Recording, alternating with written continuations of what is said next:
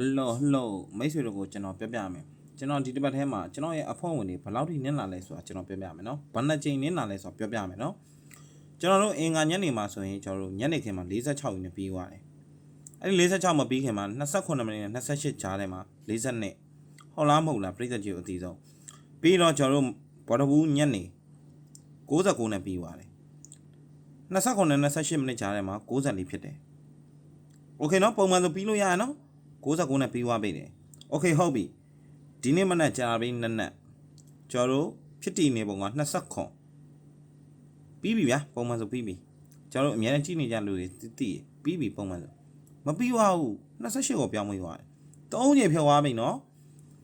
အခုညနေကျွန်တော်တို့ဒီမှာလဲကျွန်တော်အထီးကြီးနဲ့ပတ်သက်ရင်ဒါ2ရယ်8ရယ်ဆိုပြီးကျွန်တော်ပြောပြခဲ့ပါတယ် free သမားတွေအတီးဆုံးအဖွဲ့ဝင်သမားတွေပို့ဆိုးတယ်ဒီနှစ်နဲ့ပတ်သက်ရင်သူတို့မှာမွေးခွေထဲမှာလည်းအများကြီးပြီးတော့ဒီညနေတွေရွေးချက်ပေးတာမိန်ကွက်2ကွက်ထဲမှာလည်း share ကြီးပါတယ်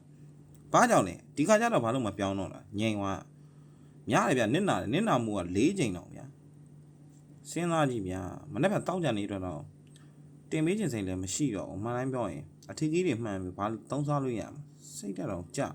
အောက်တော့ကြာအောင်နောက်တယ်